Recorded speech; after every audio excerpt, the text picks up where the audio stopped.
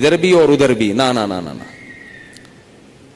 سوتیلی بیٹی جو ہے نا، قرآن نے کیا کہا ہے کہ جب کسی عورت سے نکاح ہوا تمہارا اور نکاح کے بعد اس عورت سے تمہارا سیکچول ریلیشن قائم ہو گیا تو اس عورت کی بیٹی تم پر ہمیشہ کے لیے حرام ہو گئی۔ اب اس بیٹی سے کبھی بھی قیامت تک کے لیے نکاح نہیں ہو سکتا۔ اگر وہ ریلیشن قائم نہیں ہوا اور ریلیشن قائم ہونے سے پہلے طلاق ہو گئی تو بیٹی سے شادی ہو سکتی ہے۔ قرآن کی اس آیت سے فقہا نے، امام ابو حنیفہ نے اور ان کے شاگردوں نے اور بہت سارے تابعین نے استدلال کیا ہے کہ اسلام میں ایک وقت میں جس عورت سے ریلیشن ہوا اس کی ماں سے، اس کی بیٹی سے ریلیشن نہیں ہو سکتا، نہ حلال اور حرام تو ویسے ہی حرام ہے، حلال ریلیشن بھی نہیں اب ہو سکتا۔ کسی عورت سے جب ریلیشن ہو گیا تو بیٹی سے اب حلال شادی بھی نہیں ہو سکتی، قرآن نے منع کر دیا۔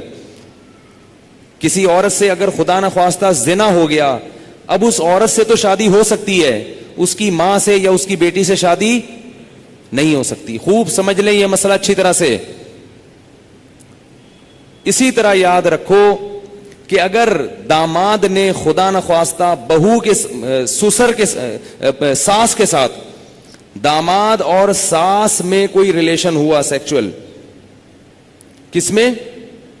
داماد میں اور ساس میں، تو یہ جو ساس کی بیٹی ہے یہ اس پر ہمیشہ کے لیے حرام ہو جائے گی۔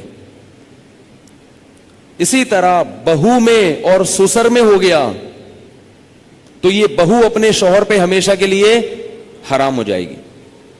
بات آ رہی ہے سمجھ میں؟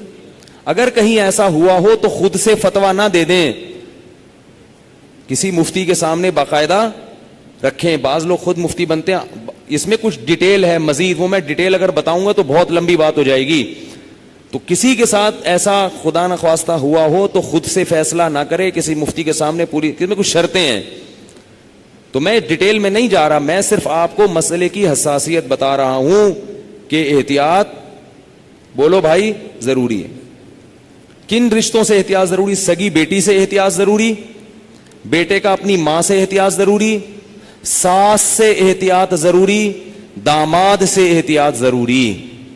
یہ وہ رشتے ہیں۔ سوتیلی بیٹی سے احتیاط ضروری۔ کسی عورت سے آپ نے شادی کی، اس کی بیٹی آپ کی محرم ہے، لیکن اگر اس سوتیلی بیٹی سے سیکچول ریلیشن ہو گیا تو وہ بیٹی تو حرام تھی، اس کی ماں بھی ہمیشہ کے لیے حرام ہو گئی۔ ایسے واقعات آتے ہیں، کسی خاتون سے نکاح کیا، اس کی بیٹی بھی ہے، اب بیٹی سے سر کی مالش کروا رہے ہیں، بیٹی سے پاؤں دبوا رہے ہیں، یہ کیا بے شرمی ہے بھائی؟ جوان بیٹی سے جو ہے نا وہ پاؤں دبوا رہے ہیں، سر کی مالش کروا رہے ہیں، اور بہت سارے ایسے واقعات آتے ہیں، فون آتے ہیں کہ جی جوان بیٹی تھی، اس سے ایسے میں کر رہا تھا تو مجھے شہوت پیدا ہو گئی، میں کیا کروں؟ کیا کریں بھائی، آپ کی بیوی حرام ہو گئی اور کیا کرو؟ حضرت یہ کیا، مجھے تو پتہ ہی نہیں تھا۔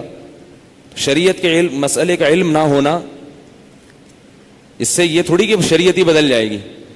آپ گئے پاکستان آئے، آپ کو نہیں پتا کہ لال بتی پہ گاڑی روکنی ہے اور ہری پہ چلانی ہے، آپ کو پتہ نہیں تھا، لال بتی پہ آپ سگنل توڑ کے آگے چلے گئے، پولیس والے نے روکا تو آپ کہہ رہے مجھے تو پتہ ہی نہیں تھا کہ لال پہ روکتے ہیں، چھوڑ دے گا آپ کو وہ؟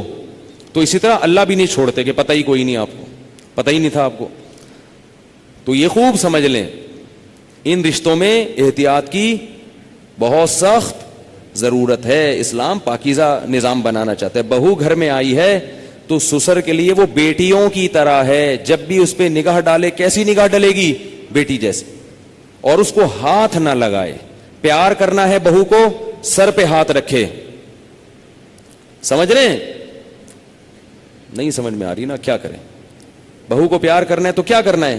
سر پہ ہاتھ رکھنا ہے، بس بیٹیوں کی طرح، بس سر پہ ہاتھ رکھا بس۔ کیسے بے شرمی کے واقعات آ رہے ہیں، خواتین بتاتی ہیں، سسر صاحب آ رہے ہیں، وہ خواتین، کئی خاتون آئی ہیں بہو امریکہ سے، سسر صاحب ایئرپورٹ پہ لینے پہنچے ہوئے ہیں اور گلے مل رہے ہیں اس سے، بہو کو تکلیف ہو رہی ہے، اس کو شرم آ رہی ہے کہ ہمارے سسر کیا کر رہے ہیں، اس کو شرم محسوس ہو رہی ہے کہ میرے یہ سسر صاحب کیسے ہیں، لیکن وہ بیچاری بول نہیں سکتی، وہ بولے گی تو سسر کیا کہیں گے کہ مجھے باپ نہیں سمجھتی،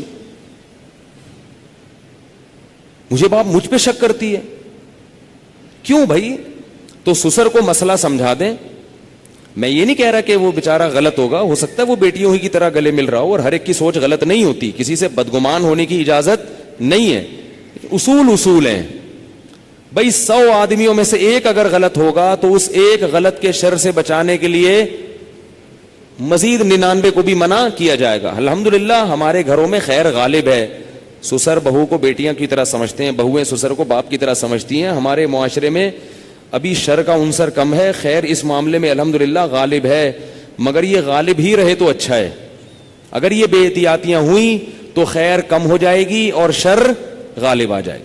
تو اچھے اور خاندانی لوگوں کے ہاں یہی ہوتا ہے کہ بہویں اپنے سسر کے سامنے ذرا لپٹ کے بیٹھتی ہیں, چادر وادر سر پہ لے کے بیٹھتی ہیں, ایک تقدس ہوتا ہے, ایک رشتہ ہوتا ہے. اسی طرح یاد رکھو بہو کے لیے, سسر کے لیے یہ غلط ہے, جائز نہیں ہے کہ وہ بہو کے کمرے میں بغیر پرمیشن کے داخل ہو جائے. یہ بھی ہوتا ہے. سسر صاحب کیا کرتے ہیں, شادی ہوئی ہے, دروازہ کھول کے بہو کے کمرے میں گھس گئے. وہ بیچاری کس حال میں بیٹھی ہوئی ہے, کس حال میں لیٹی ہوئی, اور اس کو غصہ آتا ہے تو کہتے ہیں میں باپ ہوں, میں بھی پرمیشن لے کے آؤں. تو حیا بھی کوئی چیز ہوتی ہے. تو جوان بیٹی کے کمرے میں باپ کو اس طرح نہیں گھسنا چاہیے. بیٹی کا بھی باپ سے کوئی حیا تو ہوتی ہے نا. تو اس لیے ان چیزوں میں احتیاط برتو. ہم کسی پہ الزام نہیں لگا رہے, کسی پہ شک نہیں کر رہے, یہ سارے کیسز ہو رہے ہیں.